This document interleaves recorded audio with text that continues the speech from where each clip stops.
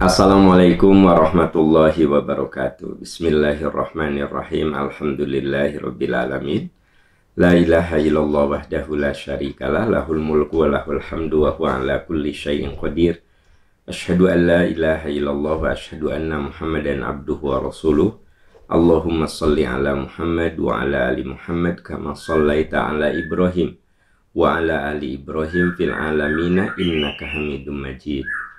Alhamdulillah sahabat percikan iman, sampai detik ini kita semua oleh Allah masih diberi amanah untuk menjalani kehidupan. Sebab panjang dan pendeknya umur kita itu betul-betul hak prerogatif Allah. Kita hanya menerima saja, kita hanya menjalani saja. Sahabat bisa lihat, tidak sedikit orang yang masih gagah, sehat, masih muda dipanggil oleh Allah Subhanahu wa Ta'ala. Ada orang yang udah sepuh, ya, sudah sakit-sakitan, tapi oleh Allah dipanjangkan umurnya. Berarti ini isyarat yang tak terbantahkan bahwa umur itu betul-betul hak Allah, hak prerogatif Allah Subhanahu wa Ta'ala. Karenanya, mari kita berjuang untuk mengisi sisa umur yang kita punya, sisa umur yang Allah titipkan dengan amalan-amalan terbaik yang bisa mendatangkan ridho Allah. Sesuai dengan doa kita, ya Allah, jadikan kehidupanku sesuai dengan doa kita, ya Allah, jadikan kehidupanku tambahan bagi segala amal kebaikan. Waj'alil hayata ziyadatan li fi kulli khair. Ya Allah, jadikanlah kehidupan yang Engkau titipkan kepadaku menjadi sarana bagi aku untuk selalu menambah amal soleh. Nah, ini kita akan sisihkan waktu 45 menit mengkaji tafsir Al-Quran. Dan kita sedang membahas buku yang ada di tangan saya, namanya Tafsir Al-Hikmah. Ini saya tulis, sengaja saya dahulukan juz amma, ya. Ini juz ke-30, karena juz ke-30, juz amma itu seringkali menjadi awal untuk hafalan-hafalan kita. Nah, alangkah bagus kalau hafalan Quran itu kita mengerti isinya. Sudah begitu, ya, kalau kita lihat kandungan ayat-ayat yang sudah kita bahas, surat-surat yang ada di juz amma ini, juz ke-30 ini, banyak berbicara tentang persoalan keimanan, keimanan pada Allah, keimanan pada hari kebangkitan, hari akhirat, dan kesalehan sosial. Bagaimana iman yang kokoh itu harus dirasakan secara sosial. Ayat yang sering kita dengar, ara'aital ladzi yukadzibu biddin fadzalikal ladzi yad'ul yatim wa la yahuddu 'ala ta'amil miskin. Itu kan ayat tentang kehidupan sosial, tidak mengajak orang untuk tidak memberikan makan kepada yang fakir, yang miskin, tidak peduli terhadap yatim. Nah, itu kan kaitannya dengan kesalehan sosial. Nah, ini yang kita temukan di dalam juz amma. Nah, sekarang kita sedang membahas surat An-Nazi'at. Surat An-Nazi'at. Ayat 1 sampai dengan 14 sudah kita bahas. Ya. Sekarang kita memasuki ayat yang ke-15. Kita memasuki ayat yang ke-15.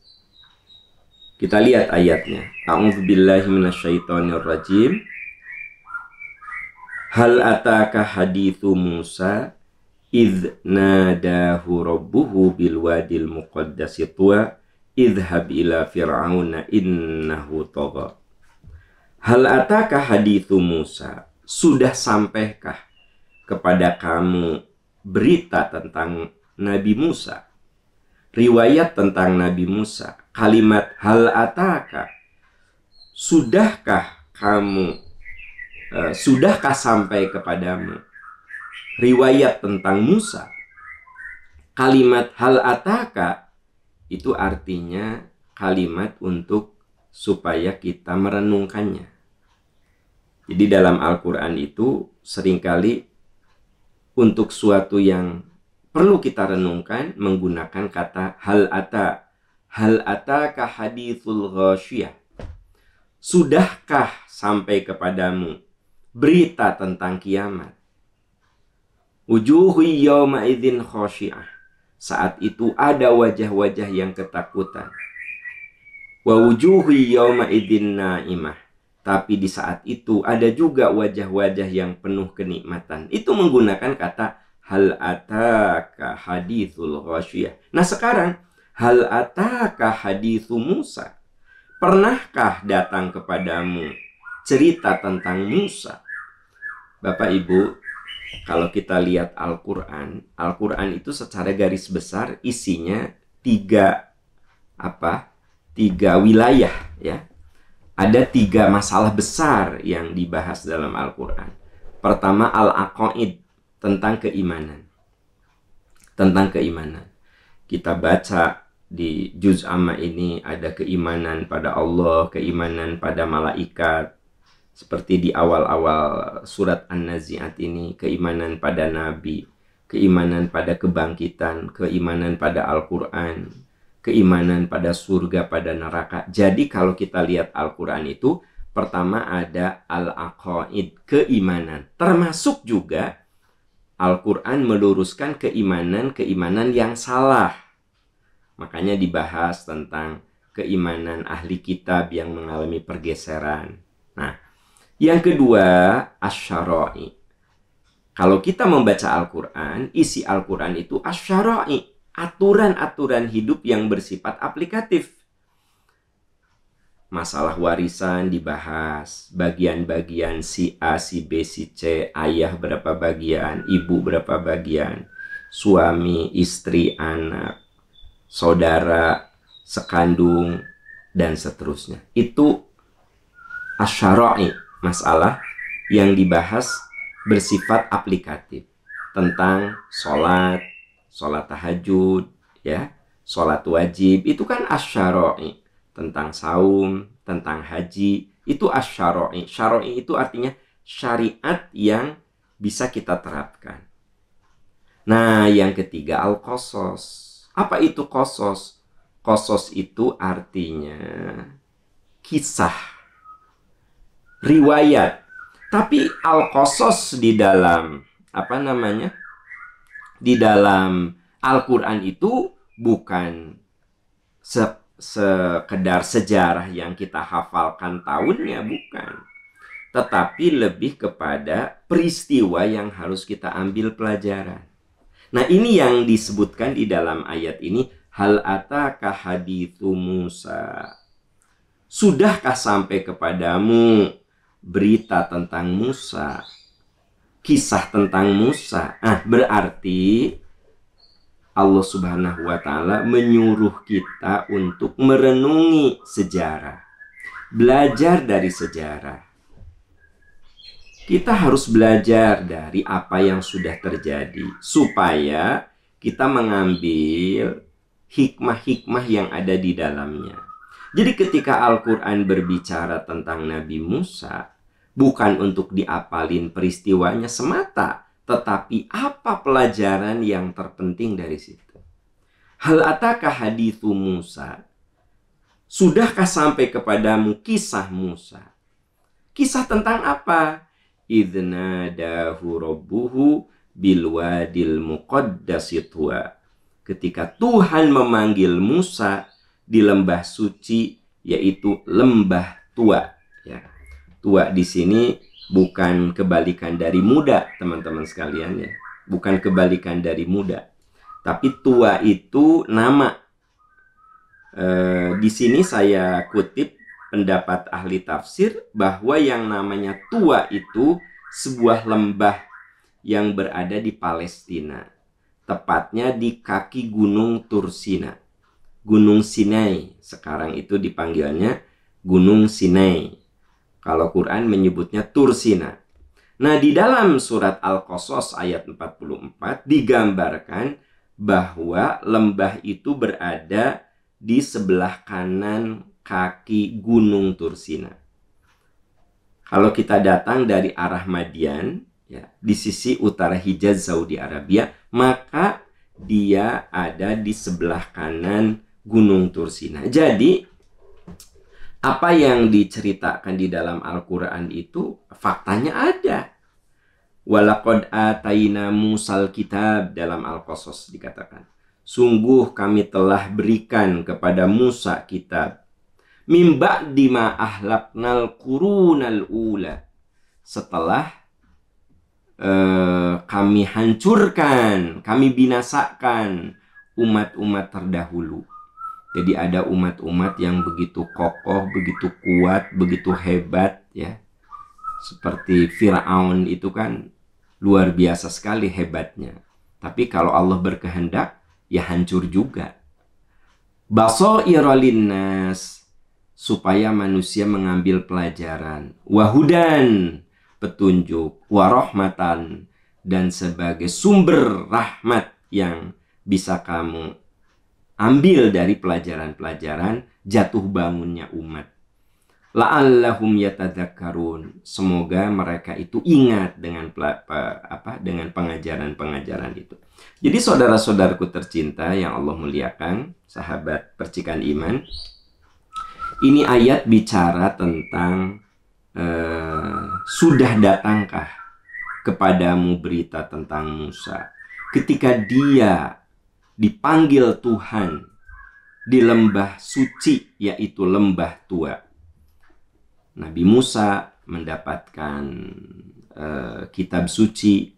Kemudian idhab ila fir'auna innahu tagha. Nabi Musa mendapatkan perintah untuk mendatangi Fir'aun. Innahu tagha, sesungguhnya Fir'aun itu sudah melewati batas. Sahabat-sahabat yang Allah muliakan, saya dan Anda, kita dan Fir'aun itu sama. Sama-sama apa? Manusia. Nah, hati-hati ya. Manusia itu akan durhaka kalau dia tidak bisa mengendalikan dirinya ketika dia merasa dirinya cukup. Ar-ra'ahu staghna, ketika dirinya itu berlebih gitu. Makanya saat kita ini berlimpah harta, nah hati-hati, ada muncul kesombongan. Ya, saya kan orang berduit. Nah, ketika kita punya kekuasaan, ya saya kan penguasa.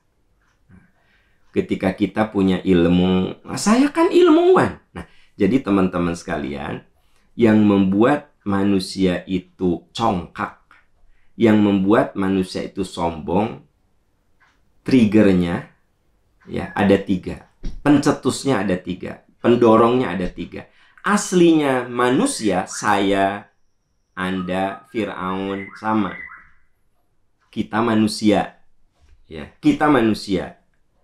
Nah, Fir'aun itu tampak karena memang dia kuasanya lebih besar daripada kita. Kalau kita nggak tampak kesombongan itu karena kita kecil gitu loh. Ya. Jadi dari sisi sombongnya antara saya dan Fir'aun, Anda dan Fir'aun tuh boleh jadi sama dari sisi sombongnya. Tetapi kita mah nggak kelihatan karena kita bukan orang besar sebesar Fir'aun gitu loh. Ya.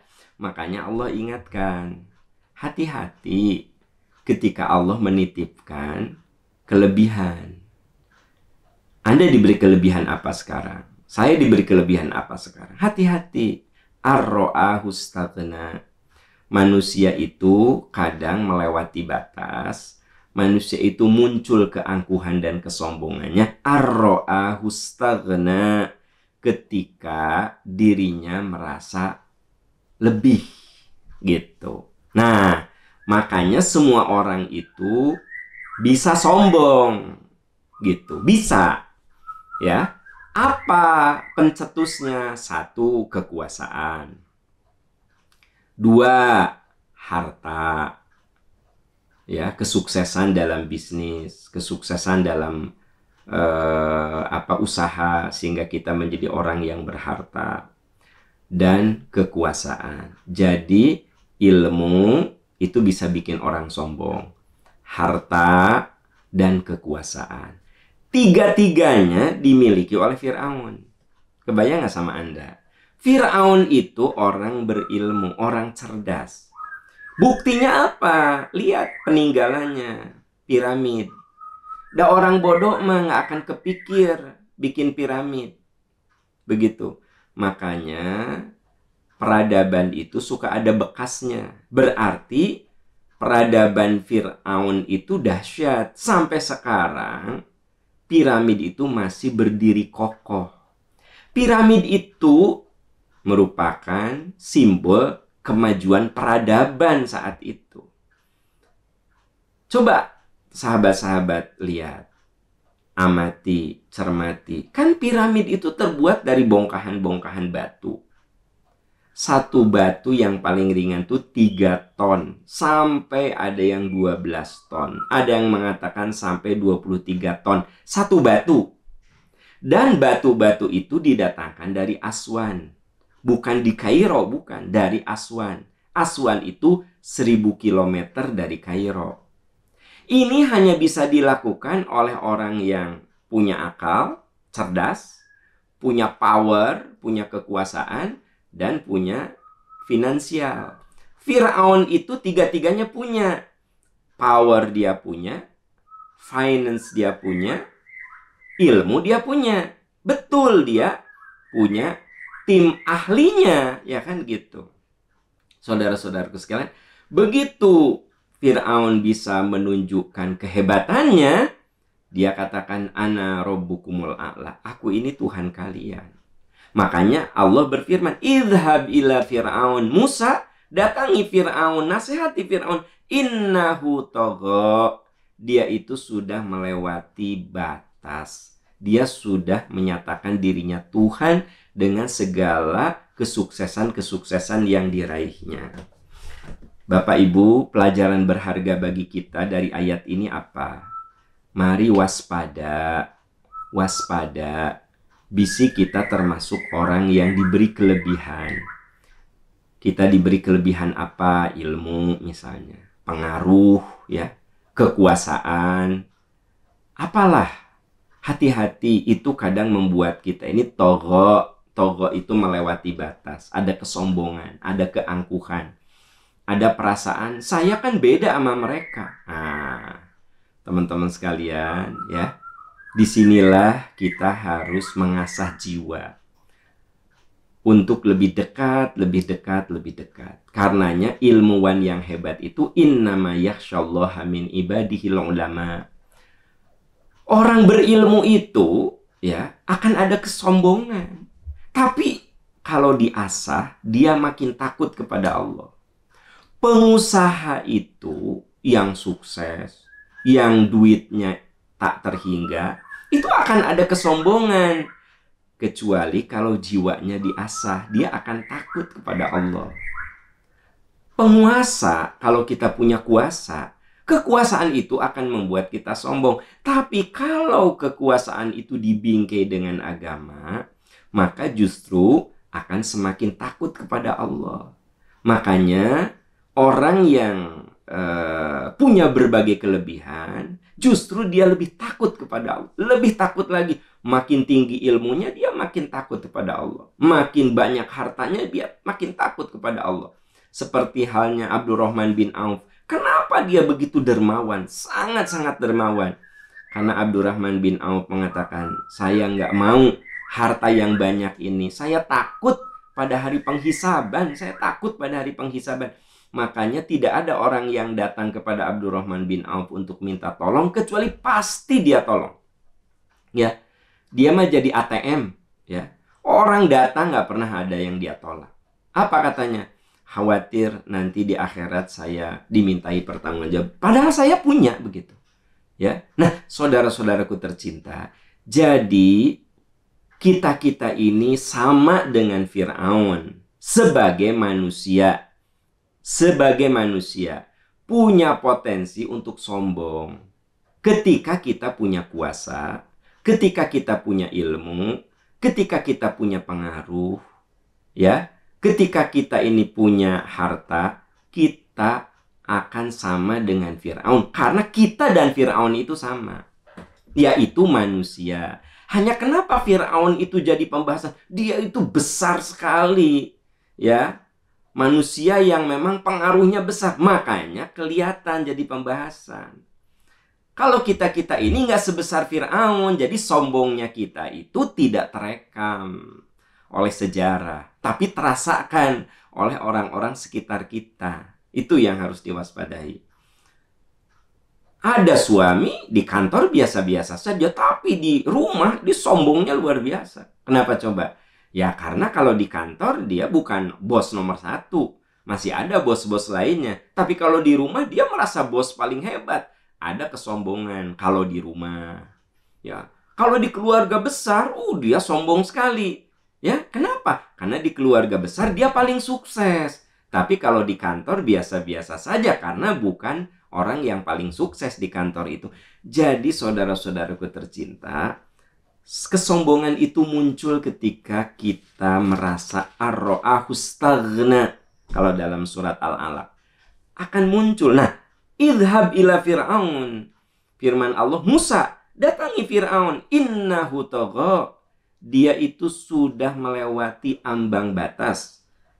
Fakul hallaka ila anta zakka wa ahdiyaka ila rabbika fatakhsha.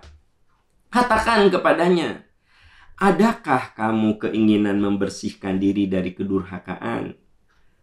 Aku akan tunjukkan ke jalan Tuhanmu agar kamu takut kepadanya. Jadi bahasanya itu santun, teman-teman sekalian. Ya, fakul, katakan, fahallaka ila anta zakka. Adakah keinginan kamu membersihkan diri? Wa ahdiyaka ila rabbika fatakhsha. Aku akan tunjukkan kepadamu jalan menuju Tuhan agar kamu takut kepadanya. Jadi walaupun Nabi Musa ini diperintahkan mengingatkan Fir'aun, tapi menggunakan bahasa yang santun. Tidak kemudian, Fir'aun, kamu ini zolim, kamu ini pembunuh. Kan Anda tahu kan bahwa Fir'aun itu yudzabbihun, mereka menyembelih anak laki-laki dan membiarkan anak perempuan, ya. Riwayat-riwayat tentang itu di Quran banyak sekali. Jadi Nabi Musa itu salah satu anak angkatnya Fir'aun, jangan salah. Karena pada saat Musa ini dalam kandungan ibunya, Fir'aun menetapkan siapapun, ya, kalau ada orang Yahudi yang melahirkan dan dia laki-laki, dibunuh saja. Kenapa? Karena Fir'aun dapat mimpi, dapat isyarat bahwa kerajaan dia itu akan hancur oleh keturunan Yahudi. Jadi ketika dia konsul pada tukang sihirnya mengatakan, Tuan, hati-hati. Tuan ini satu saat kerajaan ini akan hancur. Bukan oleh siapa-siapa, oleh orang Yahudi. Makanya Fir'aun menetapkan siapapun orang Yahudi yang punya anak, kalau dia laki, tebas lehernya. Dan Allah Subhanahu wa Ta'ala menyelamatkan Musa, Nabi Musa, dengan cara mengilhamkan kepada ibunya, memberikan ide kepada ibunya. Daripada anakku ini disembelih, ya udahlah, aku tempatkan saja anakku dalam sebuah kotak, lalu disimpanlah di sungai Nil. Ya, semoga di ujung sana ada yang menemukan.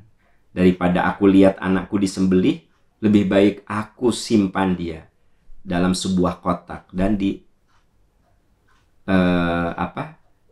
dalam kotak itu disimpan di sungai Nil. Terus bergerak. Karena rumah Fir'aun, istana Fir'aun itu begitu luas, dan sungai Nil itu adalah bagian dari keindahan. Istananya itu ada yang langsung halamannya nyambung ke sungai Nil.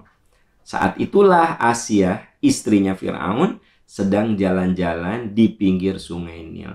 Dia lihat sebuah kotak dan minta kepada para penjaganya, pada ajudannya untuk melihat kotak itu apa. Ternyata di kotak itu ada bayi. Asiyah merasa jatuh cinta pada bayi itu. Nah Bapak Ibu, ini riwayat kan sering kita dengar. Dan memang dijelaskan riwayat ini di dalam Al-Quran. Di Quran dikatakan kami kembalikan Musa kepada ibunya. Bagaimana mengembalikannya? Saat Asiyah itu mengambil Musa, ya, Musa tentu saja lapar. Dan zaman dulu itu ada tradisi bahwa orang bisa menjadi semacam babysitter untuk memberikan ASI. Ya, si A yang ya diumumkanlah orang-orang yang bisa memberikan, yang punya ASI itu dipanggil. Ditempelin ke Musa, nggak mau, sampai akhirnya dia mau. Kepada siapa? Ibunya. Maka Allah firmankan, demikianlah kami kembalikan Musa kepada ibunya. Apa yang terjadi? Ibunya akhirnya berada di dalam istana karena memberikan ASI kepada Musa. Kebayang nggak teman-teman? Orang semua dibunuh, bayi semua dibunuh. Tapi dengan kuasa Allah, malah Musa itu dibesarkan oleh Fir'aun. Jadi Anda perlu tahu, Nabi Musa itu anak angkatnya Fir'aun. Jadi Nabi Musa itu dibesarkan dengan tradisi kerajaan. Makanya tenaganya kuat, karena zaman dulu anak raja itu harus dilatih berkuda, dilatih memanah, dilatih ilmu, ya kan gitu. Jadi Nabi Musa ini sebenarnya hidup dalam kehidupan kerajaan, ya, begitu. Nah, saat ada masalah, ya, ternyata ada konflik orang Yahudi dan orang penduduk setempat, akhirnya Nabi Musa diusir karena dianggap mempermalukan kerajaan. Dan akhirnya Nabi Musa kembali lagi atas perintah Allah. Musa datangi Fir'aun.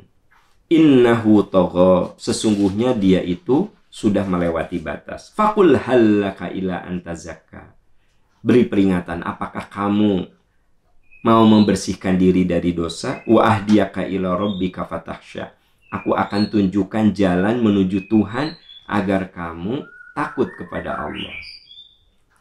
Fa'arahul ayatal kubra, lalu Musa memperlihatkan kepada Fir'aun mukjizatnya. Sahabat-sahabat yang Allah muliakan, ya, tentu saya tidak mendetilkan riwayat tentang Musa dan Fir'aun, Nabi Musa dan Fir'aun, cuma yang inti-intinya yang dijelaskan di sini.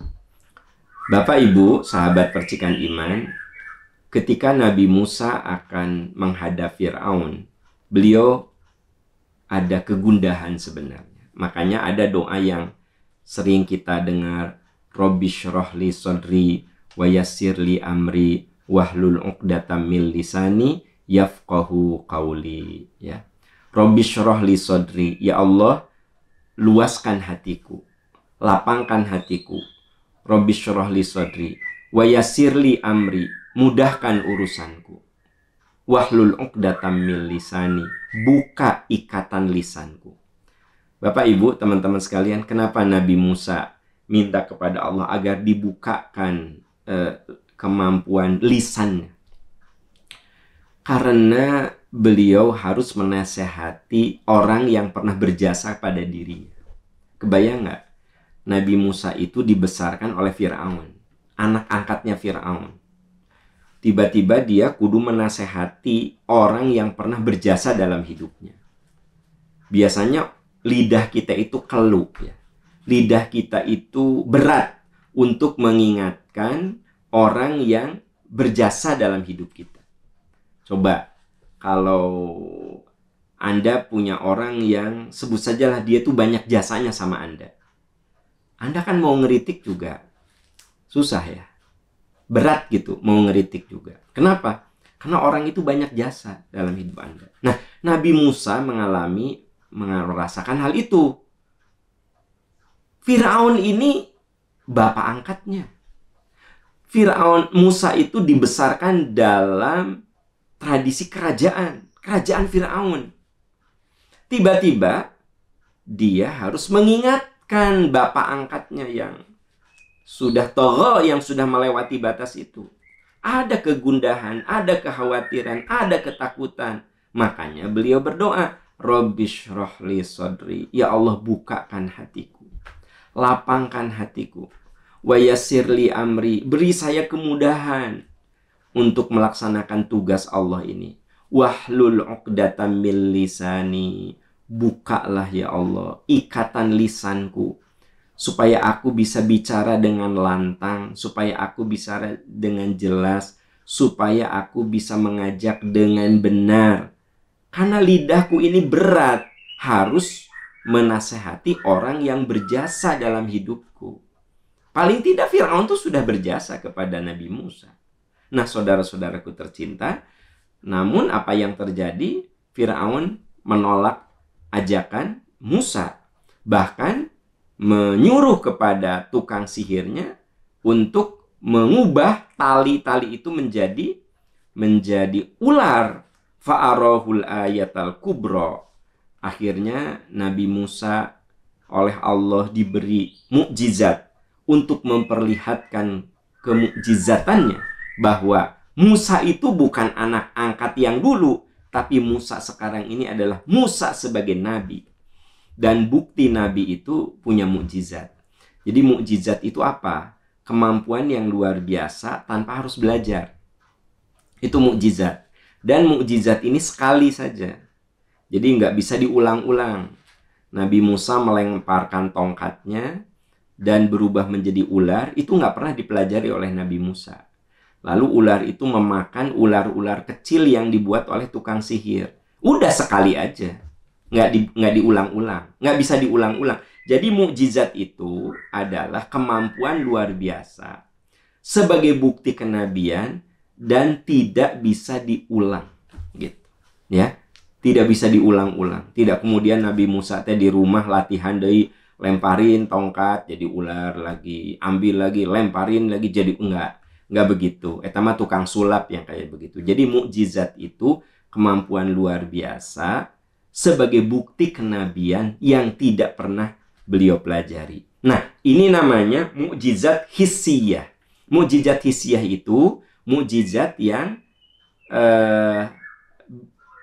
harus dilihat pada saat itu. Artinya kita harus sejaman dengan beliau. Ya, kita harus sejaman dengan beliau.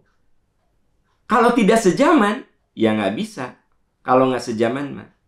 Bapak Ibu, jadi yang namanya mukjizat hissiyah itu kemampuan luar biasa sebagai bukti kenabian dan kita harus sejaman. Makanya yang bisa melihat kemukjizatan Nabi Musa ini hanyalah orang-orang yang sejaman dengan beliau. Itu namanya mukjizat hissiyah. Semua nabi itu diberi mukjizat hissiyah. Hissiyah itu panca indera. Hissiyah itu indera. Nah, Nabi Muhammad SAW punya mukjizat hissiyah. Dalam sebuah peperangan, ya, dalam perang Khandaq, itu terjadi kekurangan air yang luar biasa. Lalu Nabi minta kepada sahabat untuk menyediakan bejana. Coba kumpulkan sisa-sisa air yang ada. Dikumpulkanlah. Ya, ada sedikit tersisa dalam bejana. Lalu Nabi memasukkan tangannya pada sisa air itu. Kemudian sahabat mengambil air itu untuk dimasukkan dalam cadangan wadah mereka. Ya, mereka ngambil itu air nggak habis-habisnya. Nah, itu namanya mukjizat hissiyah. Hanya sekali saja. Nabi nggak bisa mengulang-ulang itu. Jadi ciri khas dari mukjizat itu tidak pernah dipelajari sebagai bukti kenabian dan terjadi hanya satu kali saja. Gitu, ya. Nah, beda dengan ilmu. Kalau ilmu itu dipelajari, bisa diulang-ulang, bahkan harus bisa diulang oleh orang lain. Nah, itu ilmu. Jadi apa bedanya mukjizat dan ilmu? Kalau ilmu itu dipelajari dan harus bisa diulang oleh orang lain, baru itu disebut ilmu. Ya. Nah, makanya kalau saya melakukan penelitian, lalu diulang lagi oleh orang lain, diulang lagi oleh orang lain. Nah, itu ilmu. Dan ilmu ini kemudian bisa bisa diturunkan gitu. Kalau ilmu, ya nggak? Dunia kedokteran itu diturunkan ilmu itu. Nanti murid-muridnya mengembangkan lagi, diturunkan lagi kepada muridnya. Muridnya mengembangkan lagi, diturunkan lagi kepada murid berikutnya. Makanya ilmu itu bersifat kumulatif. Dia itu seperti snowball, seperti bola salju. Dia makin besar, makin besar, makin besar. Begitu. Dan bisa turun-temurun diturunkan. Itu ilmu. Kalau mukjizat, mukjizat itu tidak dipelajari. Mukjizat itu hanya satu kali. Makanya bersifat eksklusif. Mukjizat itu bersifat eksklusif.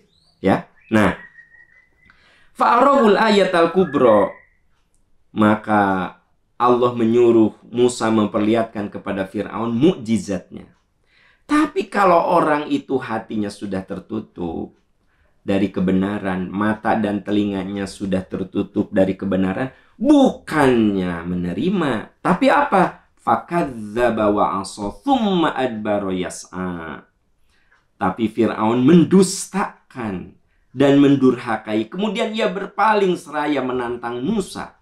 Jadi teman-teman sekalian, ini pelajaran bagi kita. Kalau Anda punya suami, kalau Anda punya istri, kalau kita punya suami, punya istri, punya anak, punya mantu, punya mertua, diajak pada kebaikan itu susah sekali ya. Nah, itu hatinya sudah tertutup. Walaupun Anda menunjukkan dalil, alasan, apapun, fakadzdzaba wa 'asa, akan mendustakan. Tsumma adbara yas'a, akan berpaling. Nah, gitu. Jadi ini sebenarnya gambaran bahwa kita ini harus siap mental ngadepin orang. Ya, sok Bapak Ibu renungkan. Bapak Ibu renungkan. Ada nggak di antara Anda yang punya pengalaman dijelaskan dengan cara A nggak terima, dengan cara B nggak terima, dengan teladan nggak terima, ya?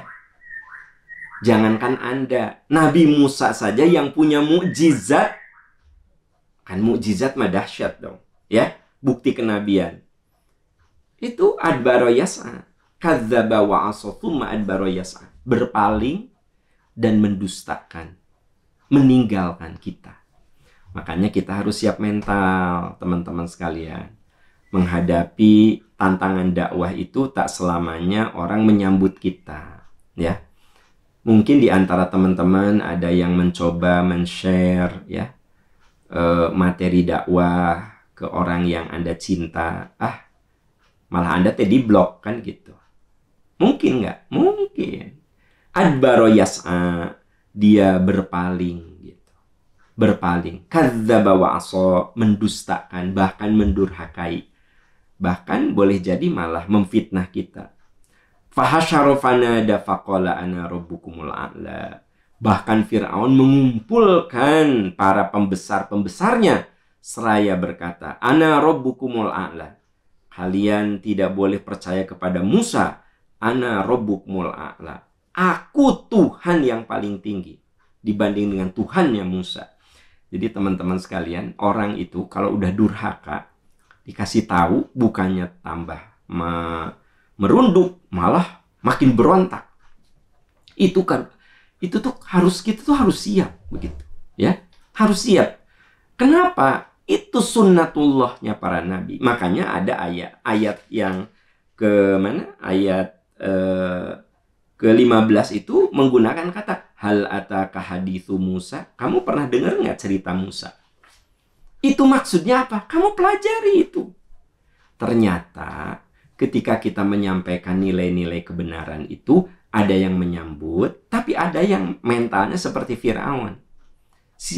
Jadi ini kaitannya dengan mental, teman-teman sekalian. Bapak, Ibu, sahabat-sahabat. Jadi ada yang mentalnya mental Firaun. Apa mental Firaun itu? Sombong, takabur, merasa diri paling hebat, merasa diri paling benar. Kalian semua mah nggak ada apa-apanya. Begitu diingatkan, kadzdzaba wa asa, mendustakan, bahkan mencederai kita. Bisa saja memfitnah kita.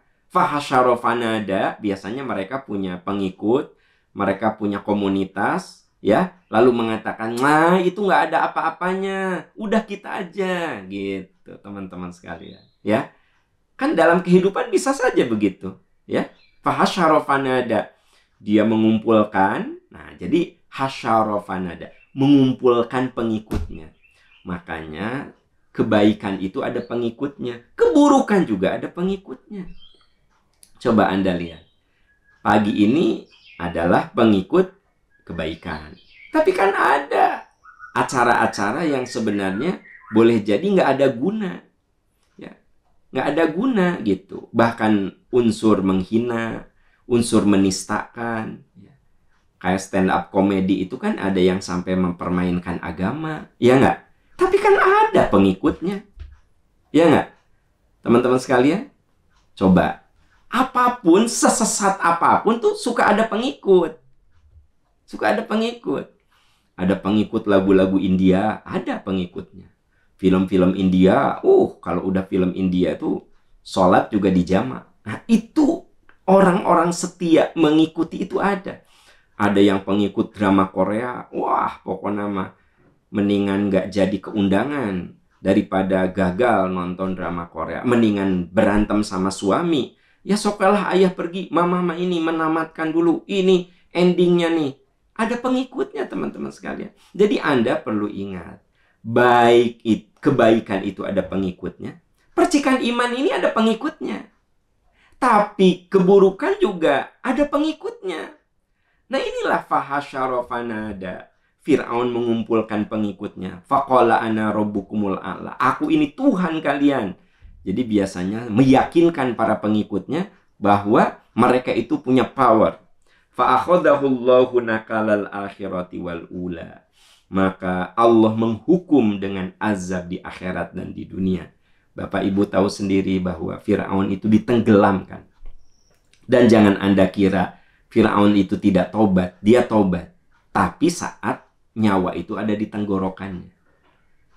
Anda bisa baca di surat lain. Dia bilang, Musa, saya percaya pada Tuhanmu Musa. Gitu. Tapi masalahnya, syakaratul maut sudah ada di tenggorokannya. Maka, pertobatan itu tidak akan diterima. In fa'akhadahullahu nakalal akhirati wal ula. Maka Allah mengazab, menghukum dengan azab di akhirat dan di dunia. Inna fi dzalika la ibratan liman yakhsha. Sesungguhnya dalam hal yang demikian itu ada pelajaran bagi orang yang takut kepada Allah. Nah ini closingnya sangat bagus sekali, sangat indah sekali. Sesungguhnya dalam hal ini ada pelajaran. Ya nggak? Tadi sudah saya ceritakan poin-poinnya. Ada pelajaran untuk kita. Apa pelajarannya? Bahwa saya dan Anda sama dengan Fir'aun sebagai manusia. Sebagai manusia. Berarti kita bisa saja punya mental seperti Fir'aun. Ar-ra'ahu staghna. Ada kesombongan untuk menerima kebaikan. Ya. Lalu diperingati kayak apapun, boro-boro berubah. Malah fakadzdzaba wa asa thumma adbara yas'a. Mendustakan, berpaling, bahkan memfitnah kita. Memfitnah orang-orang yang mengingatkan. Fahasyara fanada. Mereka saling semakin menguatkan lagi.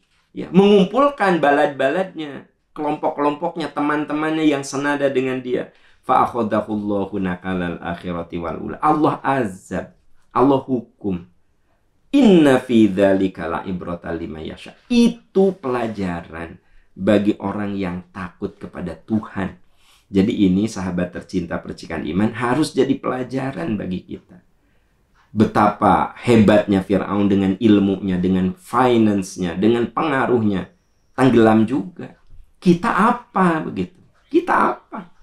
Jangan sampai harta yang kita punya, pengaruh yang kita miliki, ilmu yang Allah titipkan membuat kita ini sombong dan jauh dari aturan Allah. Belajarlah dari peristiwa Fir'aun yang begitu hebat, Allah tenggelamkan. Lalu apa kita? Nggak ada apa-apanya. lebih mudah lagi bagi Allah.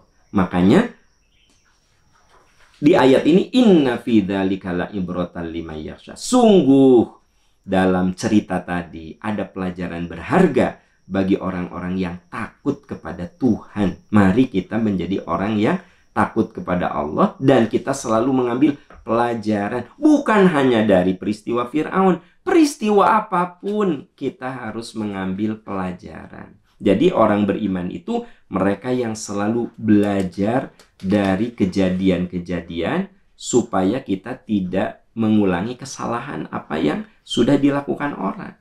Jadi kita ini harus jadi orang-orang yang banyak belajar dari peristiwa yang sudah terjadi.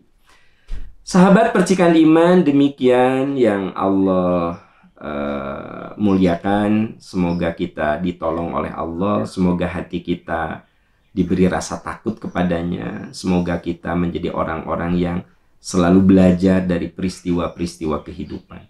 Demikian, subhanaka Allahumma wa bihamdika asyhadu an la ilaha illa anta astaghfiruka wa atubu ilaik walhamdulillahirabbil alamin. Wassalamualaikum warahmatullahi wabarakatuh.